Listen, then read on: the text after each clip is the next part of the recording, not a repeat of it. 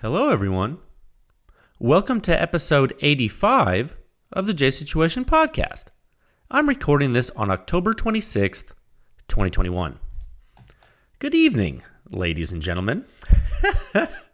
How have you been doing during this fine fall weather we're having? I hope you're doing well. I am doing very well. Although busy, things are trucking along.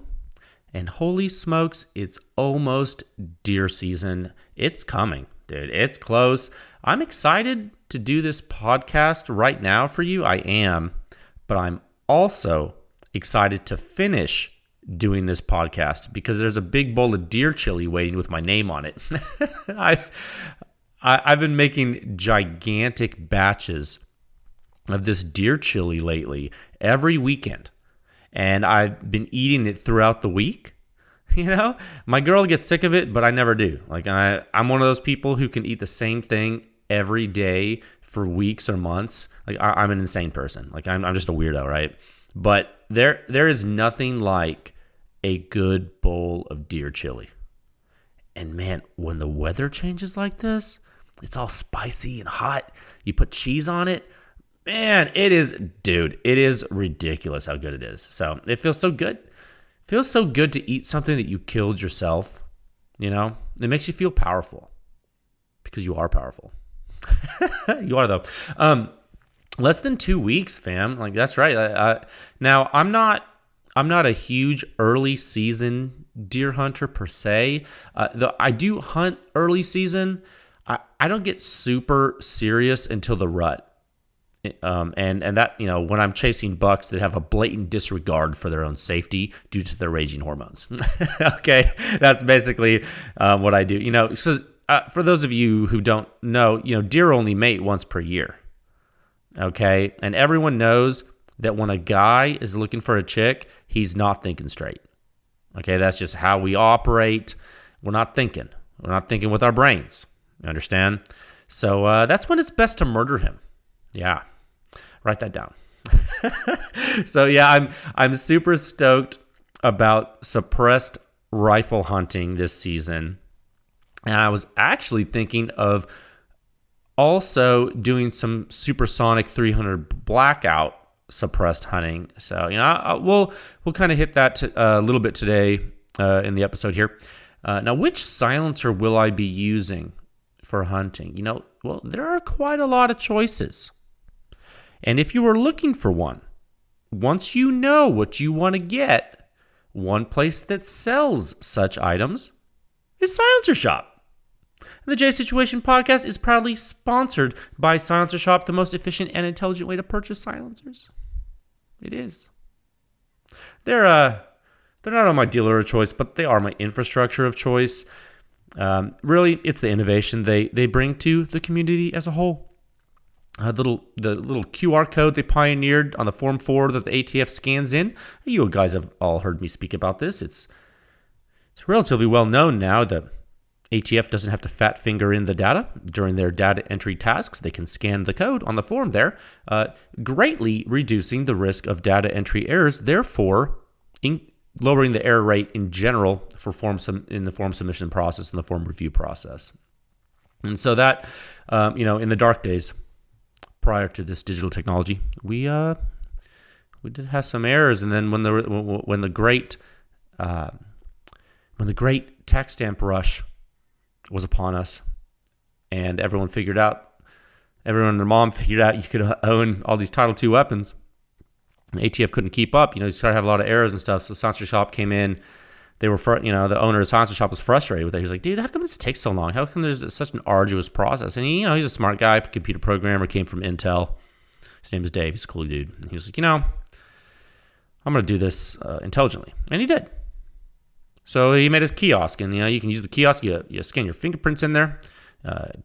Take a picture. You put your picture in there. All your biometric info is secured, encrypted electronically. And you use it when you need it. When you buy a silencer, you cut down on errors. You simplify your silencer purchasing process. Money back guarantee. No paperwork errors.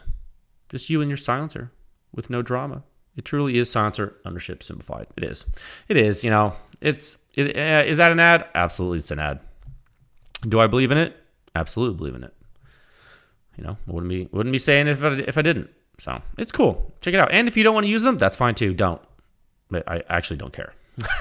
I mean, that's the truth of it. But what I do care about is our next sponsor, PEW Science. Pushing the silencer industry forward, one test at a time. Visit PEWScience.com for the suppression rating, the simplest and most accurate hearing safe ratings for your suppressed small alarms. And boy, howdy, are you guys going to see something this week, I tell you what. We're not going to get into that too far right now, but some foreshadowing for you. It's interesting. The suppression rating is based on true human sound perception, and it is in Section 5 of the Silencer Sound Standard on PEWScience.com. Okay, that whole standard is going to walk you through gunshot noise step by step, from the basic phenomena all the way to the hearing effects. Okay, it's pretty cool. And the suppression rating, it's going to let you know how silencers stack up in comparison to one another with regard to sound at the muzzle and at the shooter's ear, and it's going to give you a hearing-safe dose limit for the particular platforms on which the silencers are tested. Okay, if it's a higher number, it sounds better. If it's a lower number, it's probably going to sound harsher or not as pleasing to you, or louder. Okay, these are all flowery terms to describe the objective quantity of hearing response. Yeah, so that's all there is to it. You're not going to find this anywhere else. It's very difficult to compute, and that's why we do it for you here at PEW Science. That's right. And the 6th section of the standard has all the reviews. They're extremely detailed. You might say to yourself, Jay, this is ridiculous. And how could you possibly expect me to read all this information? I want the bottom line. I say, no problem, sir or ma'am. Please visit Section 7, Rankings. You can sort to your heart's content with regard to the sound signature ranking at the muzzle and the shooter's ear there in the table. And if when you see something you like, you can click, and each line of the table there has a hyperlink to the review in Section 6. So you go back, click that, go back to Section 6, and you peruse at your leisure. That's right. Okay, it's the database tool for you. Now, this is all well and good. You say, oh, that's interesting, Jay. I make silencers and silencer accessories. I'm the Hank Hill of silencers. I say, well, that's good to meet you, sir or ma'am. It's 2021. I don't judge. I say, how are you doing? You say, well, I'm great, but I want to know how to use this for my own product. I say, no problem. If you're a manufacturer and you would like to use PEW Science for private testing or consulting services, there is a form on the website with which you can submit that inquiry. Okay, your contact information and all test data that we produce for you will be held in strict confidence. Okay, unless, of course, you want to release it to the public, and far be it from us to forbid you from doing that. I mean, we conducted the work. We believe in the test results and analysis. So why wouldn't we show it off to the world? And that, of course, can be done if you so choose. And we've done that a few times. You can see that on the website there. Now, if you folks, you want to help out PEW Science, you can support this podcast that I do for you every week. You can support the PEW Science initiative, the R&D, the testing that we do for all the members by joining with and becoming one of the members at PEWScience.com. It'd be great. It's a small monthly fee, and think of it as a small monthly donation. And if you can't do that and you can't swing that, that's totally fine. Spread the word. That doesn't cost you anything. You rate the podcast on your favorite podcast provider. You let folks like iTunes and the general public know that silencers and guns are awesome. Okay, if we normalize suppressed small arms, then we stand a better chance of winning the war. What is the war, you may ask? It's a war on personal freedom. That's what it is. Keep that in mind at all times. Thank you. Okay. 4 top. Whoever gets that reference might get a sticker whenever I start selling those. 4 topics for you today. Topic 1. New sound signature review coming this week. Finally. Will it be worth the wait for you? All signs point to probably. Probably no, but it probably will be nice for you. Topic 2, what do you guys use to kill deer? And this is what I was talking about earlier. What do you guys use to kill deer? I mean, are you actually using 300 blackout? Be honest with me. Are you shooting deer? Are you shooting a medium-sized game with 300 blackout? Okay, I'm thinking this might be the year. This might be the year that I'm gonna ease my way into the pool with a supersonic 300 blackout. Maybe. I mean, I'm going to use 308 first, and then maybe I'll take a dough with it. We'll talk about that. Topic 3, listener questions. Oh, we're going to dive back in. Your questions are always great. I figured that what better time than now to continue. And then topic 4, a great big welcome to our new PEW Science member supporters from across the nation. We are making this happen together. We are. I'm thrilled with that, actually. Okay. So we are going to, without further ado, we are going to move into topic 1 at a time of 10 minutes and 39 seconds. Not the fastest, not the slowest. Well, get a little bit long-winded today. A little more wind in my sails this week. I tell you what, guys, that week before, I was dying. I had this huge deliver. I wish I could tell you about it, but I can't. It wasn't a PEW Science thing. It was a different thing, and it was a huge research proposal I was working on for the U.S. government, and it was really cool. I hope we get it. Might not. That's how those things go, but took me a while. So I was like really, and plus I have all my other stuff to do. You know what I mean? You know how that is, like when you're working towards something crazy and you have all your other stuff to do. Well, and then of course I also run PEW Science, so I have that too. So I was hanging on by a thread, my friends, and that's one of the reasons you didn't get a sound signature review last week. Okay, but the purpose of this topic is to tell you that it is coming this week, and I think it will be worth the wait for you, probably. Thank you for your patience while I regrouped. I do appreciate it. And you know what's really great, and and I didn't plan really on speaking about this, but it does bear mentioning, or bear mention. I don't know how to say that correctly. It's worth mentioning that early in the effort, there was a lot of flack toward PEW Science, and people say, you're not publishing enough. And I was like, dang, man. I was like, be patient, you know what I'm saying? It's like, it's going to be a work in progress. And then, kept doing this over and over and over again. It turns out people realized that it's worth it. And then when I delayed a publication last week and told you that I was purposefully delaying a publication to make sure that I could give you a quality product, a quality deliverable, people did not bat an eye. In fact, there were people that told me, Jay, I would rather you not even publish for a month just to do it right for us. And I saw those messages and I was like, and it was more than one person saying stuff like that. I mean, I'm paraphrasing, but what I'm saying is like the folks that are paying attention graciously remarked that a short delay in the big scope of things was not something that bothered them, and they welcomed it for the quality of the product. And that to me was one of the most heartwarming things I had ever read, because I do feel somewhat pressured because I feel like I've built your expectations, but at the same time I'm realistic, and I realize that a lot of folks don't truly understand the gravity of what goes into this stuff, and that's fine. I don't expect you to. Unless you do it, you really don't understand, and that's fine. But when folks were saying that, I was like, gosh, thank you. I was like, that's really cool that you guys understand that, and you're willing to verbalize that to me. So I found that to be, I thought that was honorable almost, if I could use that word. That was cool. So this week we're back. Thank you for your patience, and we're going to go deep this week.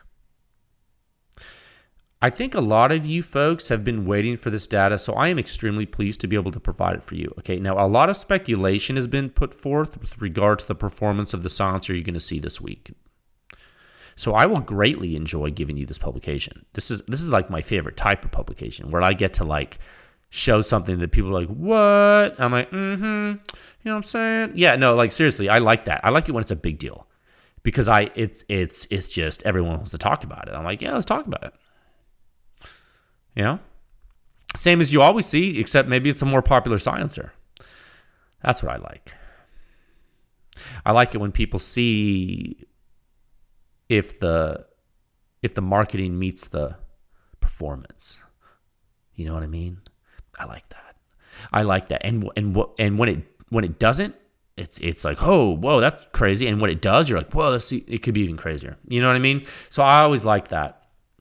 So I foresee it again as something that will be studied, referenced, scrutinized, and talked about for quite some time. I think so. The data is good.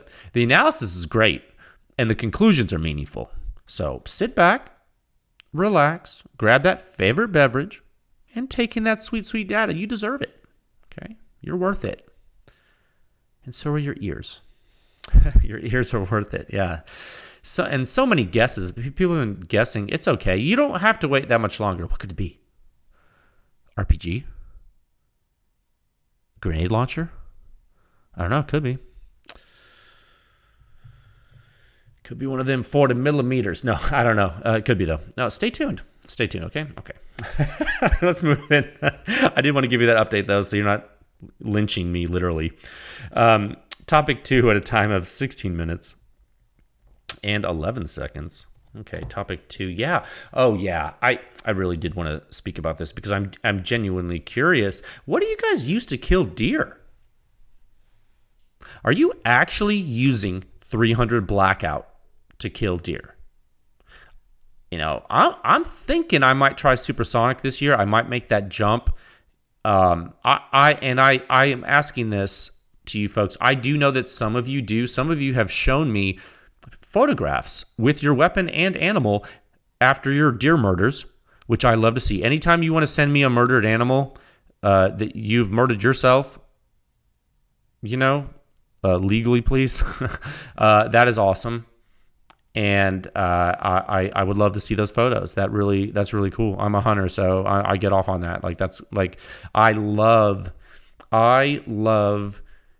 speaking about hunting with people. I like learning about the experiences you've had. I love hearing about what you've learned, the challenges you've overcome, the technique, your joys, your successes, your failures. Like that's just, you know. It's like when you talk to a car guy, you talk about, I don't know, you could talk about compression ratio all day. I don't know what you talk about. I mean, you can geek out on anything, right? Well, I geek out on hunting. I think it's cool. So yeah, let me know. I'm thinking, and so again, a lot of you show me 300 blackout. If you're a 300 blackout hunter, I want to know everything. I want to know everything about the ammo you're using and everything. So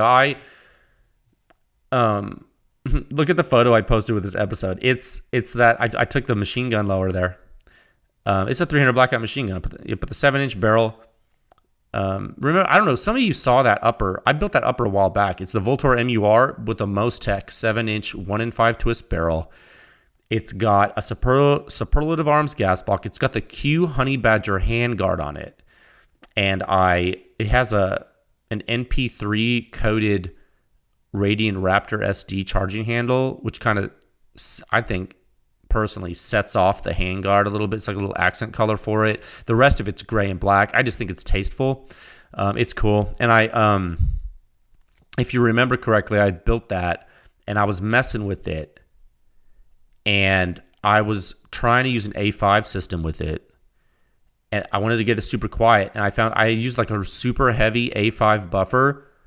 And I could not bleed the gas down enough. Or rather, what could I not do? I'm trying to remember. I'm going off of memory. Oh, that's right. I couldn't open the gas enough.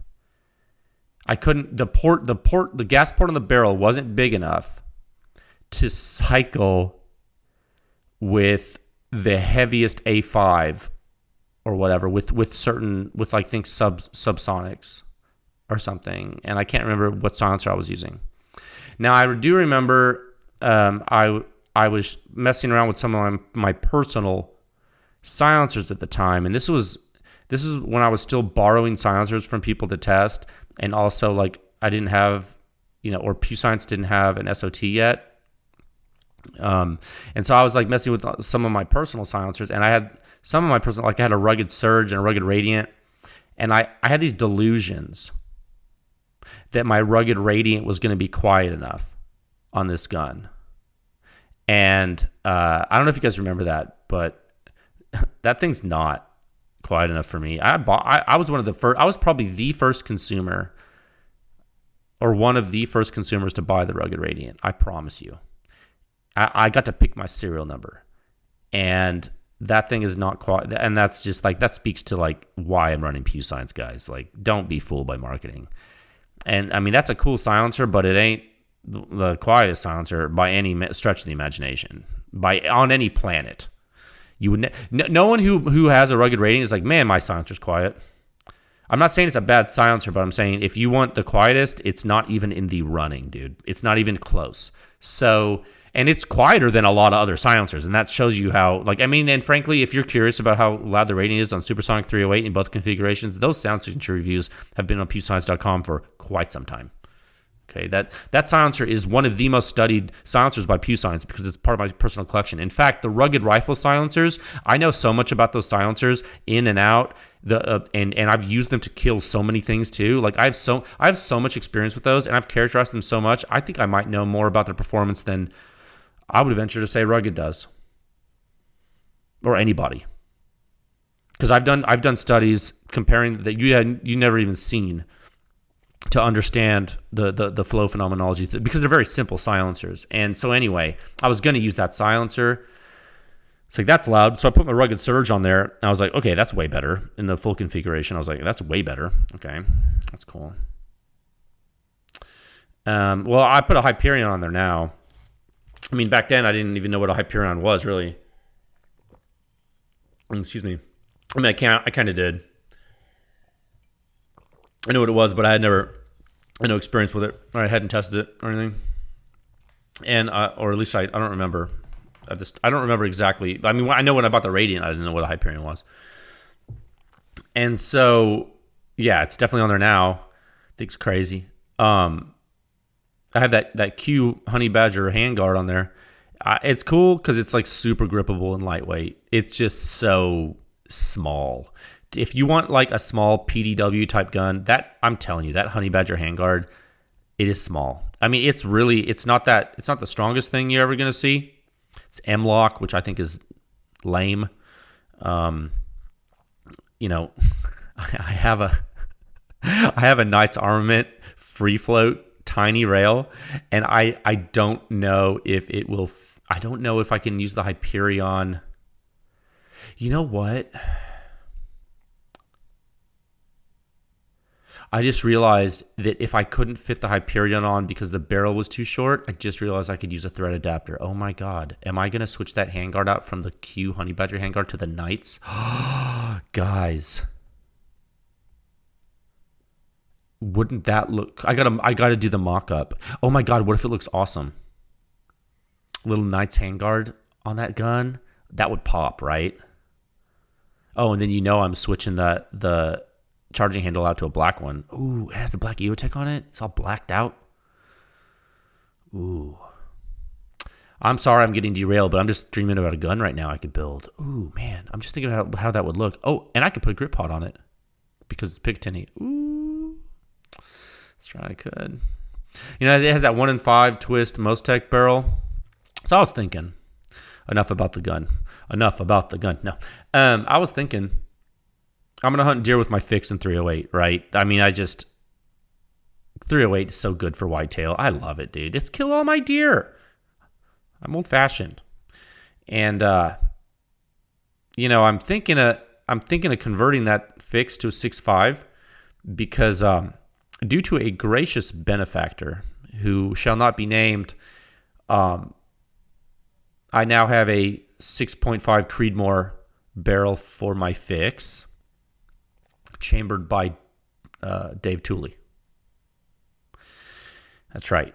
It is supposedly, as the kids say, fire. It is, by all accounts, probably the best type of fixed barrel you could buy. Those are not offered by Q anymore, but yeah, people tell me. Some people tell me that Mr. Tooley chambers a good barrel. So I think to myself, should I change that out? If I have it all zeroed up with my 308 already and it's all set, I'm like, I have my ammo all stashed. I'm like, I don't want to. I want to change it to 6.5, but I might wait till after the season. You feel me? I think I'm gonna use this murder weapon, and then I'm gonna change it to 6.5 after, just to see the difference, or maybe not. If I'm only doing hunting, I'm not doing long range, maybe I take that 6.5 barrel and I build a different thing with it. I actually called Adam and I was like, or texted him, I was like, hey Adam, like, can I have some fixed parts so I can build a fix around this barrel? I don't think that's going to happen. Yeah, so I was thinking if I had the opportunity, maybe I would try 300 blackout at close-ish range, maybe on a doe kill or something. Maybe I would pop my 300 blackout deer hunting cherry this year. Like go unmagnified EOTech within 75 yards or something. Supersonic 300 blackout out of a 7-inch barrel, 1-in-5 twist, Hyperion. I don't know. I feel like if I mess it up, semi-auto, I hit her again. I don't know. Like, I say that, but multiple shots on an animal is actually way harder than it seems. Like in an open field where you can lead as they run, like with hogs, sure, it's doable. But with a deer, depending on how they run, it's super. Sometimes it's super tough to get them unless they stand still. If they're running, dude, it is not. I mean, it can be done, but you don't want to count on that. It's not the cleanest. I mean, it can be done, okay, and sometimes it has to be done. But you want to use one shot. And so yeah, I feel, if I use a good bullet and I use good shot placement, I feel like there is no reason a supersonic 300 blackout won't do the job. There's physically, just the physics of it should work. You can kill a deer with way less than that. People have been killing deer with 30-30s for longer than all you've been alive. So I think that 30-30s probably killed more deer in the United States than any other gun. Right? Isn't that true? Probably true. If it's not true, it could be. So yeah, and if it works, it'll be neat. It'll give me more confidence with it. I don't think this year I'm going trophy hunting with it. And if you want my opinion on that, you can tune into the last episode where I talk about that. So you can understand what I mean by trophy hunting. I take a trophy to take a memento of the occasion and of the work. But if I'm doing wildlife management at close range for a doe, I might give this a try. It's good. I think it's going to depend how the hunts go this year and how I feel with the fix with the full size silencer. I'm excited to use that Swarovski scope finally on an animal. I am so excited for that. So we'll see. I might just stick to the 308 fix for everything just because it's such a cool setup. Like, I don't know. That's the thing. When you have options and choices, sometimes you stick with what you want and what you like. Sometimes you branch out. It's going to depend. Okay? It's going to depend. So I kind of wanted to ask you folks, what do you use for deer? Like, what cartridge do you, and what gun? Excuse me. So let me know. Let me know in the Instagram comments for this episode, maybe. That's a good place. Let's have a discussion. I think it'll be cool to know. I'll try to make the caption ask the question too, if I can remember when I post this. I hope I'll remember. That way, maybe it'll be a good prompt. If it doesn't work, maybe you DM me or you email me or something. We'll talk about it next time. Maybe I'll bring it up next time on the podcast. I'll collect your responses and we'll talk about your experiences. I don't know. I just want to know. I want to know what you guys are all using for deer, like whether it be whitetail or mule deer. I don't know if any of you guys are shooting coos deer. You might be. Blacktail? Probably not. You're probably all shooting whitetail deer and mule deer, I'm assuming. But yeah, that'd be a cool discussion. Now let me know what silencer you're using. Hopefully you're using a silencer. If not, man, you have so many great choices nowadays.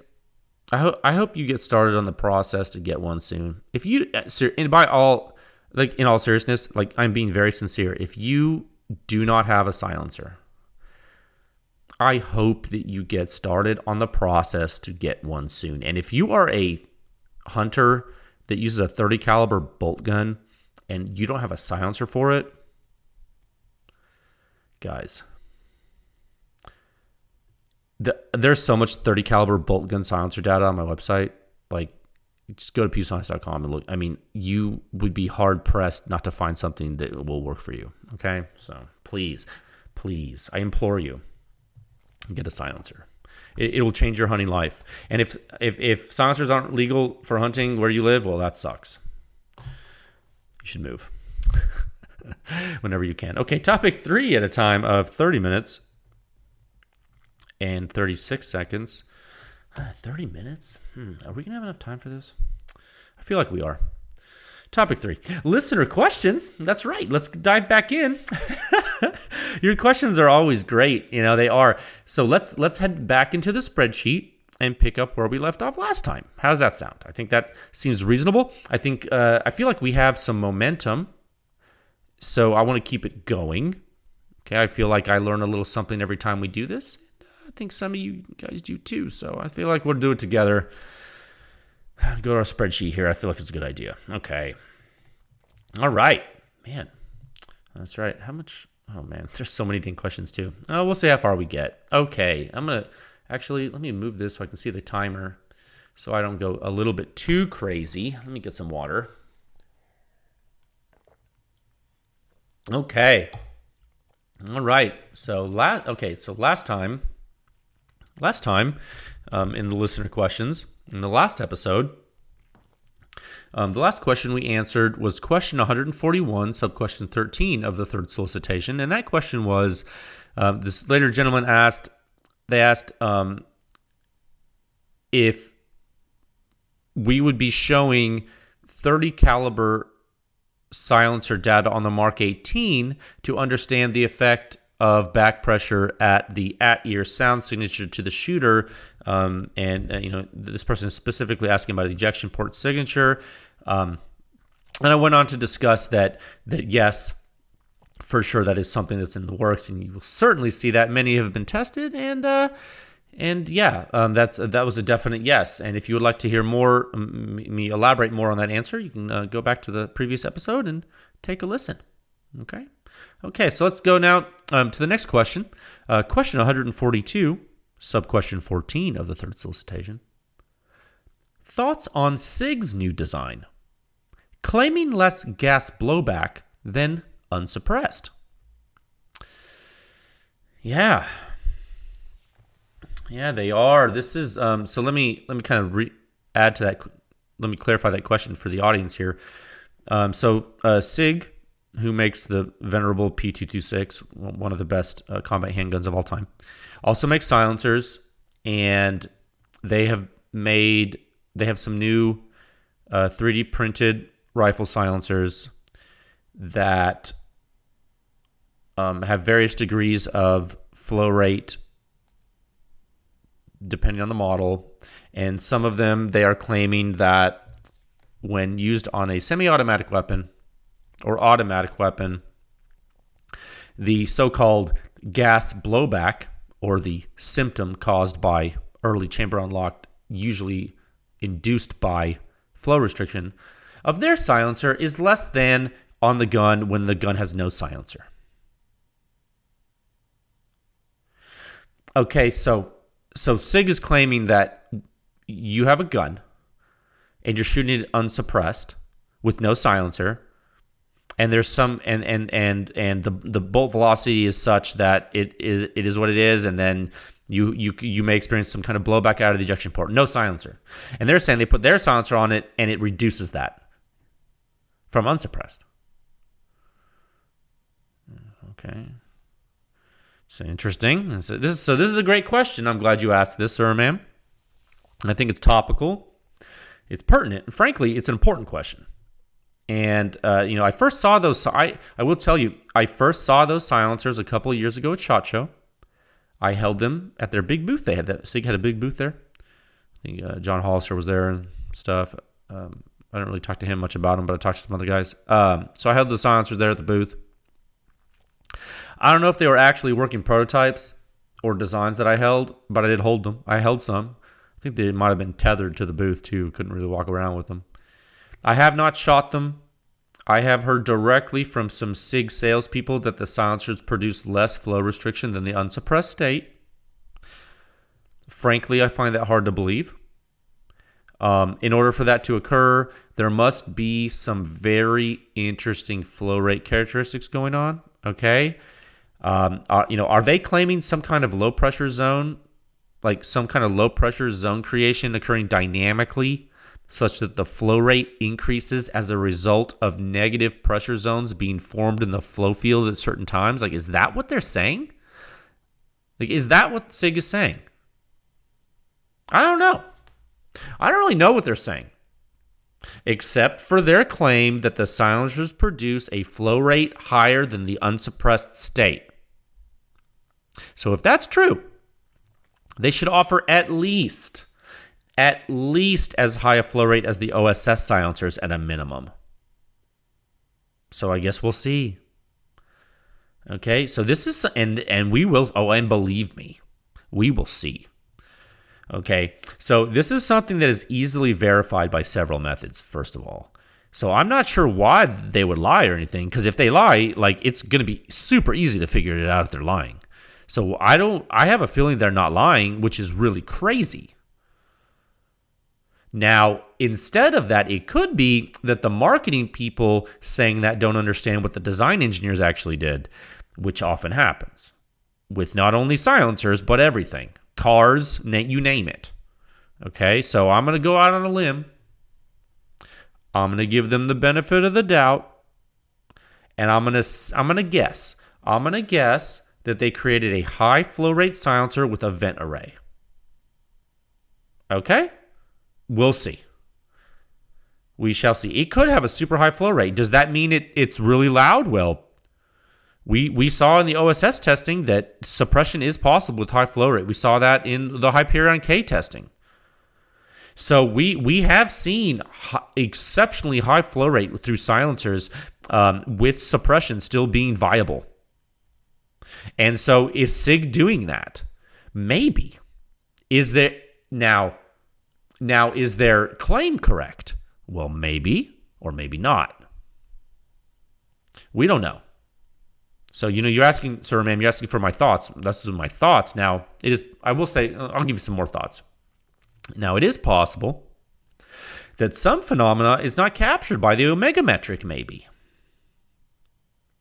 That's actually something I'm studying right now.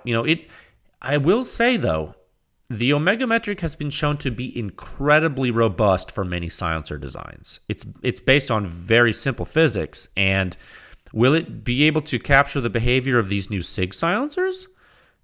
Well, I guess we shall see. We won't know until we know. You understand? Right now, the omega metric captures the OSS behavior. It captures the surefire behavior. It captures CGS behavior. It captures the rugged behavior. It captures the Q behavior. All of these are different silencer designs, and it captures all of them. So the proving ground pedigree for the robustness of the omega metric is pretty good. That's a bunch of silencers that work in different ways. Okay, now will SIG be another type? Or is it so radically different that the metric is too simple? And maybe have I glossed over some things, and maybe it's not correlating as good as we thought. Maybe there's too much slop in it. I don't know. Stay tuned, there might be an update about the omega metric, maybe, or at least cataloging it. But I don't know. This SIG design, it's a big, you would think that if this did this, you would see videos. Like, I don't, like, how you could prove this. You could prove this in many ways. I don't understand why I would, if I did something like that and it suppressed and completely changed the flow rate of the system in a way that it expelled gas faster than without the silencer, like, I would be showing instrumented test results on my website, dude. I would be showing that. I'd be like, look what it does. I people are saying that, and then some people have the silencers, and like they're not saying like I don't. So I'm like, do people just not know how to quantify that, and they don't know how to market it, or are these just not out yet, and like no one has them?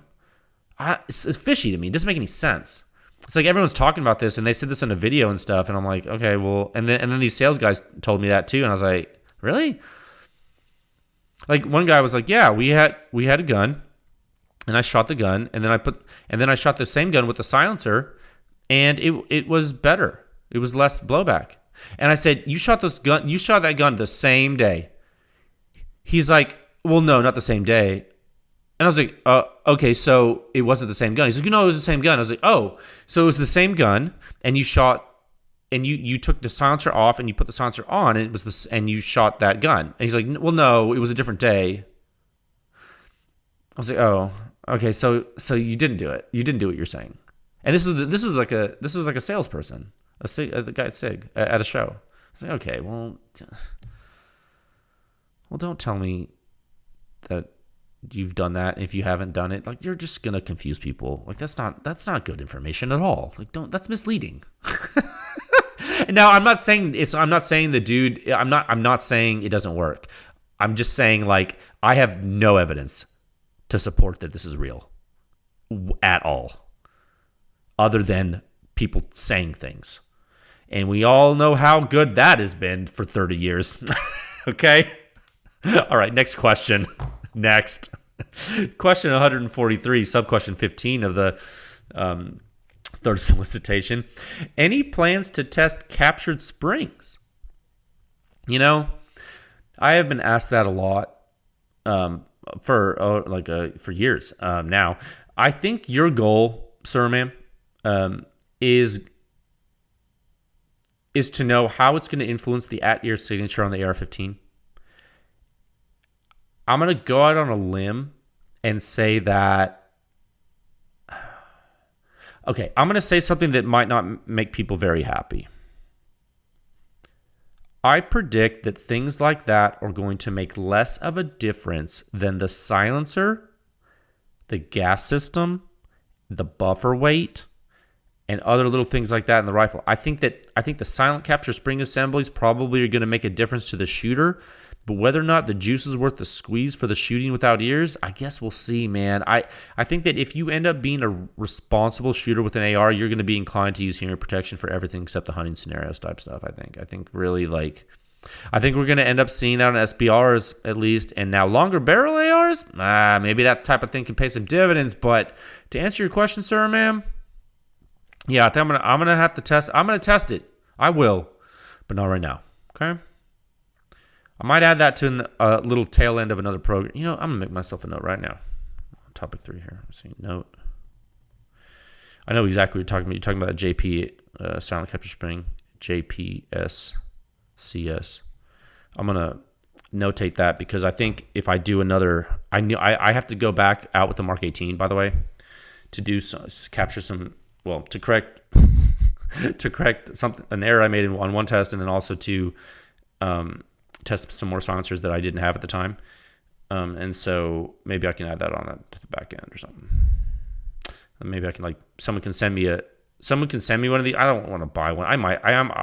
Just to answer one guy, I know people have been asking about this, but frankly, it's like in the big scope of things, I don't think it's a big deal, but I know people want to know, so I will do the test. I think that it would be good to set some speculation to rest. So if one of you wants to send me one, if not, I'll buy one, whatever, and I'll do a couple tests with silencers that were tested on the other method, and we'll compare the ear signatures, see if we can see any favorable stuff on it. Maybe, but the challenge is that you have to do a controlled test in which you have you keep the mass constant, right? Man, the spring rate's going to change. It's going to be tricky. I don't know. We can do it. We can design an experimental setup that will be appropriate to understand the question and approach the variables of interest intelligently, I think. Okay. Good question. So it is a good question. I don't mean to downplay the need, sir, ma'am. I don't mean to say that you're asking something that's stupid, because I'm not saying that. I'm just saying that to do it correctly, is this going to be worth is the juice going to be worth the squeeze in general for this to even study this? Because to give you a really good answer, our experimental setup is going to need to be tight, and we're going to really need to understand exactly what we're telling you when we get an answer. Because if you test a silent capture spring system versus another system, and multiple variables change, and you could have achieved the same result with like a heavier buffer or a lighter buffer or whatever, then the results are stupid, in my opinion. Understand? Okay. Now, next question. Question 144, sub-question 16. Is there a way to convert the rating of a can tested with 308 supers to what the rating would be with 300 blackout? Okay, so I'm going to repeat this question, adding some words so we're all on the same page. This lady or gentleman is asking, is there a way to convert the suppression rating of a silencer that was tested with 308 supersonic rounds to the suppression rating of the same silencer using the 300 blackout cartridge? Whether and they didn't specify, but I'm assuming they mean subsonic. But let's say they're meaning supersonic or subsonic 300 blackout. So they want to take the suppression rating of a silencer on 308 20-inch, and this person is asking if they can somehow, if there's a conversion factor or adjustment factor they can apply to then translate that result to a 300 blackout subsonic or 300 blackout supersonic on whatever barrel length or something like that. Okay, that's the question. Okay. It's a good question. I think my answer is that no, there is not a way, at least not yet. Will there be a way in the future?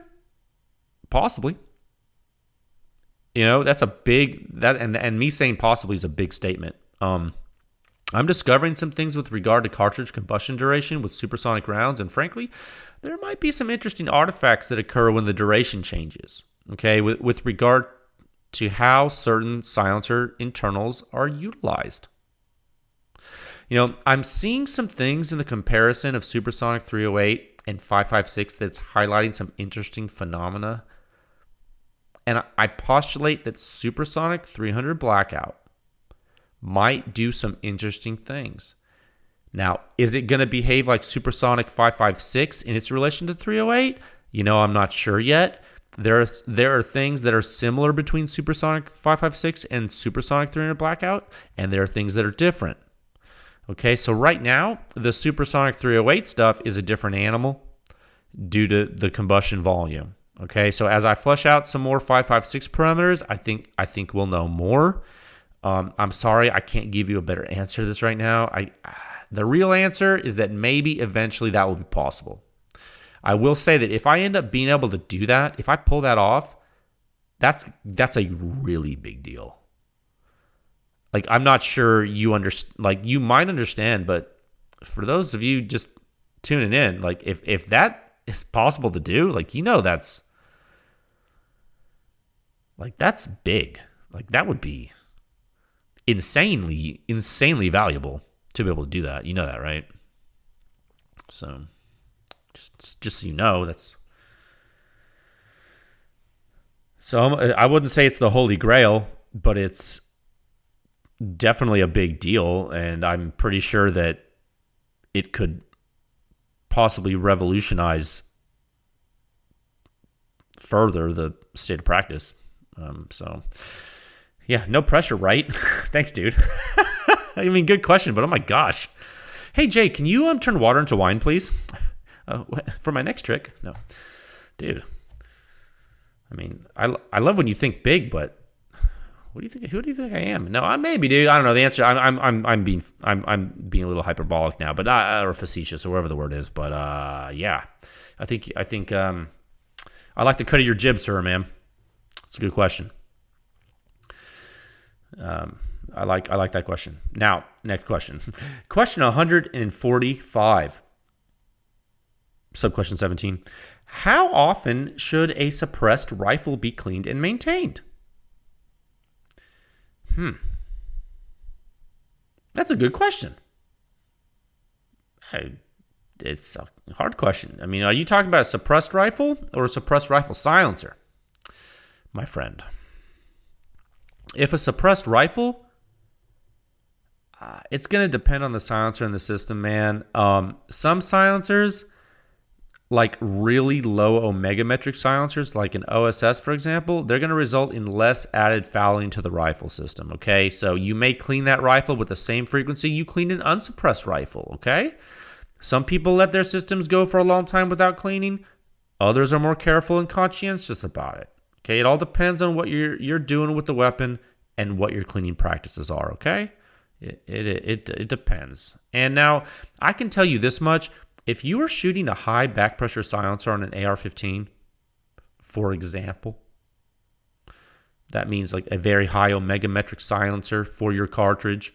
Don't get too, just calm down. For example, and that silencer has if that silencer has really high back pressure and you're running a port size that doesn't quite keep that bolt closed long enough, you might get your rifle so dirty so fast that you won't even know what you're dealing with. I've seen some insanely dirty rifles. Heck, I've done it. I've done it to the Mark 18. I've induced malfunctions with the Mark 18 due to fouling from suppressed use, dude. So, I mean, it's all about what you're doing with your rifle. I promise. What silencer, it's all about what what silencer you're using, and how your rifle's set up. Okay, now another thing, here I will say this. Another thing that people don't think about much is bolt action rifles. Even a bolt-action rifle will incur a greater amount of fouling in the action when using a silencer. Okay, it's noticeable for sure. It will influence how often you clean the rifle, 100%. I think suppressed shooting is awesome, but knowing that it will mandate more frequent cleaning is very important for you to know. Okay, now, sir or ma'am, if your question was actually about silencers and not the rifle, well, we'll tackle that on a later episode, okay? I've heard quotes of around 1,000 rounds or so for rifle silencers, but I think that seems reasonable. It might depend, but yeah. So I know your question, sir, man, was how often should a suppressed rifle be cleaned and maintained? That's my long answer. My short answer is at least as much as your unsuppressed rifle. And depending on the silencer, possibly much more. I hope that's satisfactory for you. Okay. Question 146, sub-question 18. If we listeners want to offer parts for testing, what is the procedure? Oh, sir or ma'am, what a topical, how great, what question was it in which we spoke about the silent capture spring? Oh, that was question 143, sub-question 15. Now on question 146, sub-question 18, this listener is saying, if we want to offer parts for testing, what's the procedure? I say, first of all, thank you. Second of all, shoot me an email, tech@pewscience.com. That's TECH at pewscience.com. I will speak about it with you, sir, ma'am. Due to test scheduling, I try not to hold on to your parts for a long period of time. So a lot of times I'm hesitant to accept parts from people. Sometimes it does work out. So go ahead, email me, and we'll talk about it, okay? Thank you for your kindness and your generosity. That's nice of you to ask. Basically asking, if we want to help you, how can we help you? Well, tech@pewscience.com, my friends. Thank you so much. And I will say, and if you're listening, folks that have sent me silencers, your silencers are safe and sound. I probably just need to take some pictures of them and send them back to you. I'm done testing them. So yeah, I mean, people sent me their Form 4 silencers, guys. Like, don't worry. So, I mean, people are sending me silencers. If you want to send me a spring or a buffer, that's awesome too. Some people send me mounts. They're awesome. Like, so the Pew Science family comes through, dude. Like, they are awesome. I'm telling you, when I mean this is grassroots, it literally is. People are coming out of the woodwork to help with this stuff. So thank you for this question. I hope it inspires others to help. And if not, well, we'll make it. Okay.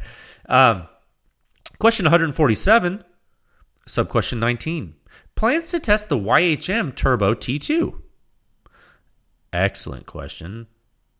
And the answer is absolutely. Absolutely. I actually want to do that in my next Mark 18 series. So, and we've barely scratched the surface from the current series data you barely seen any. You only seen like 3-4 tests so far. So yeah, for sure. I would, you know what? And I want to say this. I would have tested it last time, but I had so much to get through that I simply didn't get to it. Okay, but it's on the list for sure. I can assure you of that. It's probably one of the most requested silencer evaluations to PEW Science in general. So when you're asking me if I have plans, I have big plans. Yeah. Question 148, sub-question 20. Why isn't there a better way to attach a suppressor to a pistol? I know who asked this. Bro, I know. I'm hoping that my cam lock discussions are paying dividends. Oh, shout out to a Reddit user. I saw he posted on Reddit today. I was busy, but I popped into the NFA subreddit just to check it out, see what was going on, see what was going down in Chinatown. And the dude was like talking about discussing cam lock, and he tagged me in there, and he's like, man, I know not to grease it. I'm like, dude, for real. I'm glad we figured that out. Blah, blah, blah. I think my cam lock discussions are paying dividends. I've been hammering that. I hammered that on a couple of episodes. I hammered it on social media. I made people aware of it. I kind of brought some awareness back to it. People are talking about it. I think that people are paying attention, and I think the manufacturers heard the call. I think they're continuing to innovate, and they're making things happen behind the scenes. That's my wish. That's my hope. I think I see things to support that guess. I don't know the status, but I'm hoping people are not losing momentum on that. Okay, so hopefully some of them are listening right now, and work is ongoing in a way that's going to pay dividends for the industry and for consumers. Okay, I mean that's what I hope. Now, I really do mean what I say when I just want the best stuff. Okay, like I think some people might find that a little off-putting or selfish, like when I say that, but man. Frankly, I'm not sure of a better way to force change than to do what I'm doing, right? Like, if there's a better way, let me know. I think raising the education bar of the consumer base is the most long-term way that's going to pay high dividends, and effective way to pay high dividends. And I'm in this for the long game. I think that if a rising tide raises all ships, and if you raise the base level of education of the consumer in a market segment, you get better products because the consumers themselves are holding the industry accountable. Okay? Am I getting heated? A little bit, frankly. I am. This is important. This is what the purpose of PEW Science. Okay. Next question. Question 149, sub-question 21. I can't be mad at you. How does distance from the shooter's ear alone impact perceived sound? It impacts it directly, my friend. Noticeably. And it's one of the most important factors in the perceived sound signature from suppressed small arms.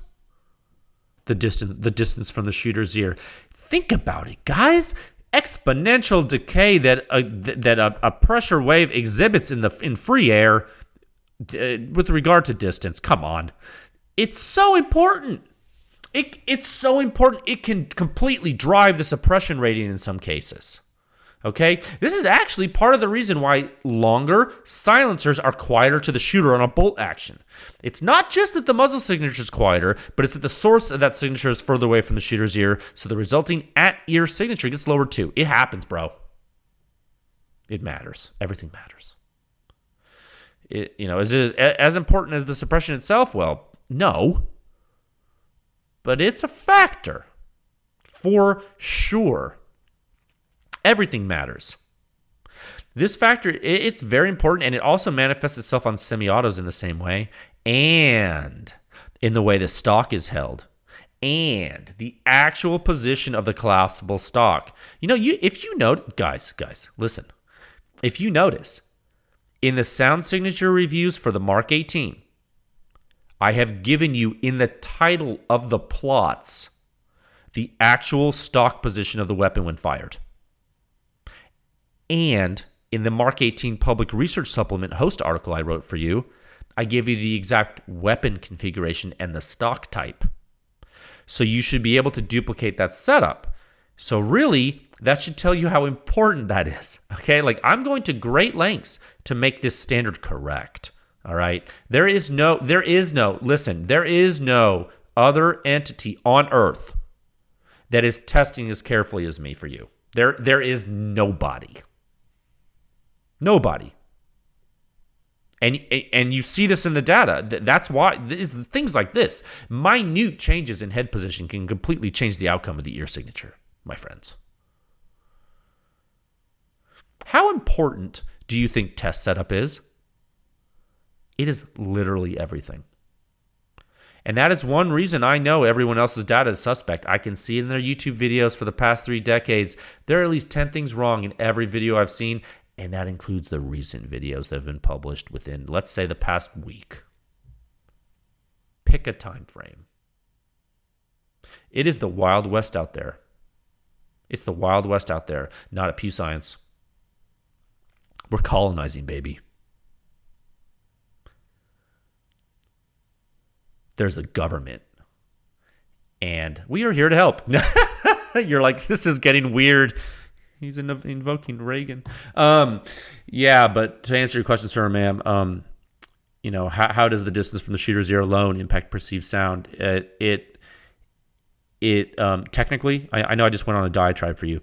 The technical answer is that it affects it in both amplitude decay and angle of incidence.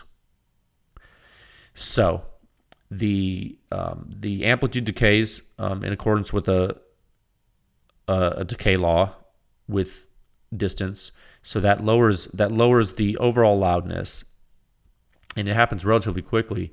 The angle of incidence, the angle at which the wave impinges upon your head can change the resulting perceived sound signature in accordance with the interaction with the transfer function around the human head. So that's a technical note for you.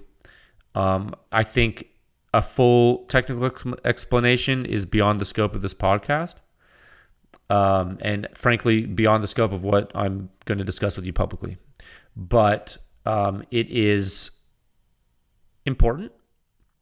And if you're thinking about getting more standoff distance to have less hearing risk, your line of thinking is well-intentioned and prudent. Okay, that's a great question. Okay, how much time we have? Okay, we're about an hour in, an hour and 3 minutes. Let's do one more. How about that? We'll do one more question for today. A good round number here. Question 150, sub-question 22. Are 5.56 cans still relevant compared to 30 caliber cans? I swear we answered a question just like this. Scroll up. I swear I answered this. I bet you it was. I'm going to my other tab. I'm going back to solicitation 2. Just bear with me for a moment, please, folks. Boom, boom, boom, boom, boom, boom, boom, boom, boom.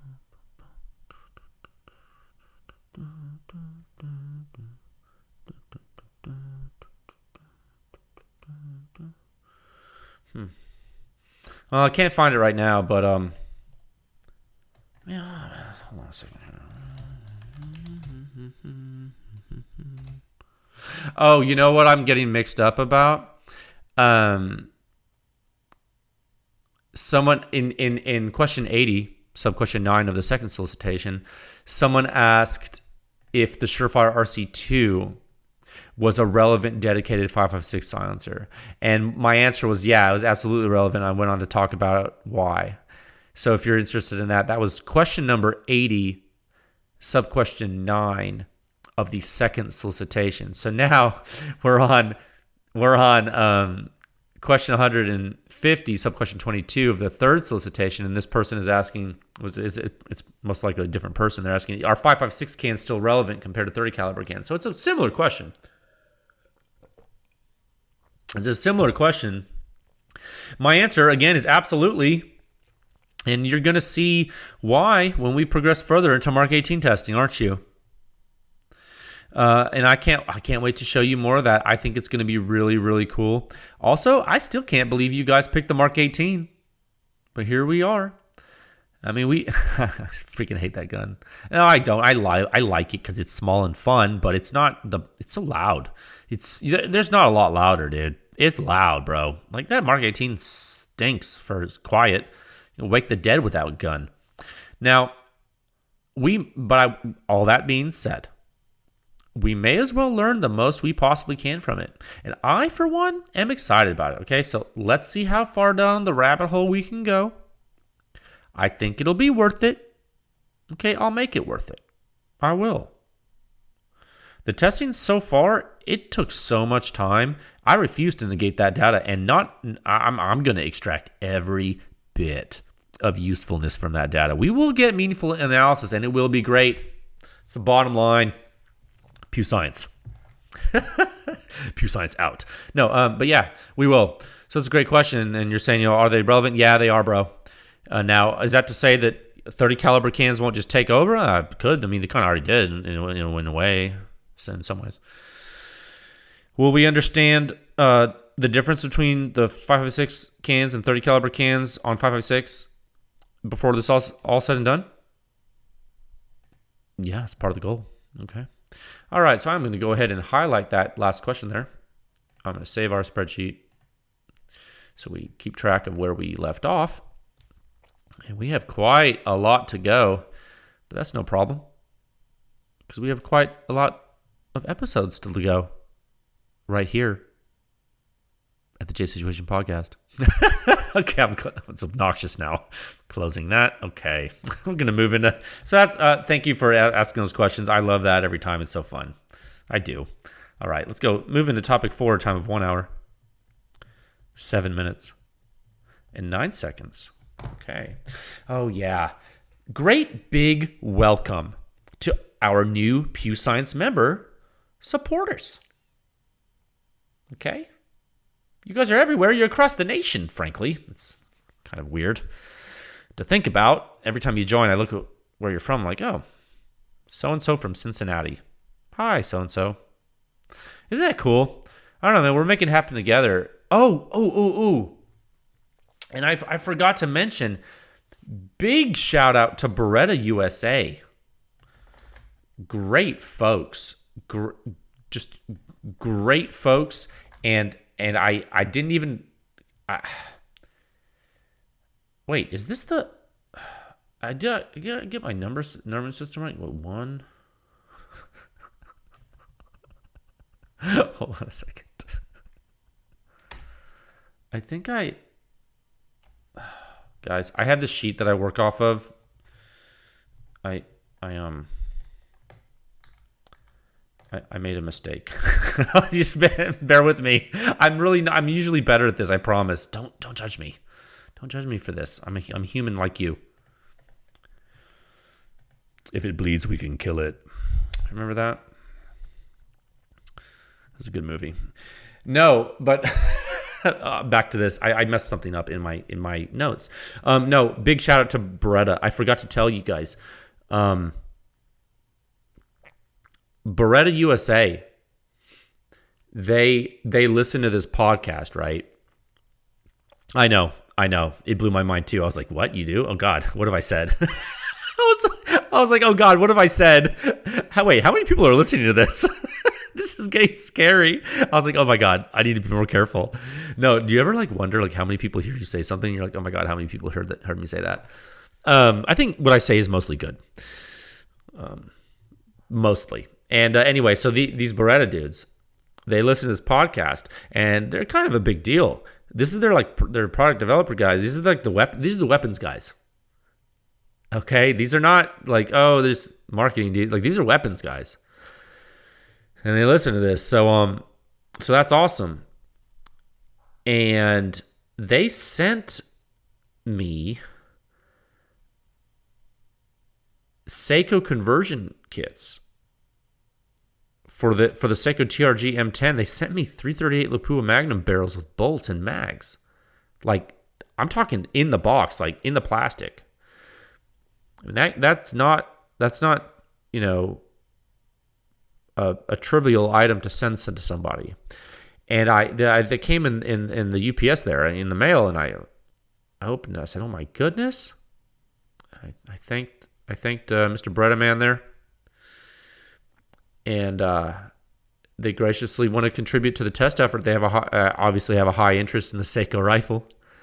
You know, Beretta has a strong relationship with Seiko, and so yeah, they, you know, and hearing from folks like Beretta, that is crazy. You know, they support the research and they want to help. And how insane is that, Beretta, guys? That's like a big, that to me, I was like, oh my gosh, wow. Like, I don't know, pretty honored about it. So I wanted to publicly thank them. I want to let them know that I'm very thankful, and I wanted everyone to know that Beretta's awesome. So if you see Beretta, give him a high five, and I don't know, go buy an M9 or something. I've been trying to buy a 21. Sound Signature Review 2 had a Beretta 21, but it wasn't mine. It was my buddy Craig's. And I want my own threaded 21. Put my rugged Oculus on that. That'd be cool. So if anyone's listening and they know a lead on a 21, I've been trying to buy one from distributors. They've been all sold out. I think that's cool. And I love my Beretta 71. I think Berettas are cool guns. The 22s are so great, too. They're like real guns. They're awesome. I saw Beretta made a bolt-action rifle. I saw this the other day where the bolt rotates like an AR bolt. And it's like really fast. I don't think it takes AR mags, though. But it looks cool. And I was like, well, that's cool. I want to put a silencer on that. So I was thinking about that too. Maybe I should talk to the Beretta man about that. But that was cool. So yeah, so thanks to Beretta. That was one thing I wanted to say. And I wanted to say that all the PEW Science members that have joined recently, you guys are awesome. I caught back up on emails this past weekend. And you guys have such cool questions. The pro members, you guys really ask a lot of cool stuff. You share such great things about your setups too. I really like the ideas that you put forth about the effort and about PEW Science. And I find it incredibly interesting to learn about all of your backgrounds. Dude, it's great. Like, it's inspiring, actually. Like, I get emails from scientists, engineers, doctors, college kids, welders, farmers, teachers, like kids that are about to turn 21. And buy their first silencers. I get from soldiers, from Marines, all kinds of military dudes, law enforcement officers, manufacturers, weapons developers like Beretta. It's crazy, guys. We're doing it. I feel like it's a family. I need to build a compound. I could have you all over. We could sing songs. No, that's a slippery slope, guys. No, I could have people, the guests on the podcast, they could come to the compound. We could have a chat. It'd be cool. Maybe we do a podcast video. It's like takes so much time. This I can just do it in one shot. Boom, bam, beam. It's like very efficient for me. High quality. I don't know. I was thinking about it, but the effort's growing so much, and everyone's so involved and great. Man, I look forward to seeing some of you. Hopefully, maybe I'll go to SHOT Show. I don't know. I wish there's no consumers there though. It sucked that NRA got canceled. I know we don't like the NRA, but the expo they put on, I tell you what, that's the biggest consumer firearms show in the country, or the show that's open to consumers rather, and the amount of people you can see there and interact with is really cool. So I don't know, maybe there's another, and Knob Creek's done, so you can't really go there anymore. Maybe there's some other gathering we could all meet up and go, hang out and talk and maybe have a beer. Not an IPA, but like a beer, maybe a glass of whiskey or something. That'd be cool. Or maybe maybe just a glass of sparkling water if you're you want to fall off the wagon. But what I'm trying to say is I appreciate all your help. I appreciate all your support. Thank you for making this happen. Stay tuned this week. Okay, there is data coming for you. Buckle up. Probably going to be a big one. Or maybe not. It probably is. All right. I will talk to you folks again soon. Bye.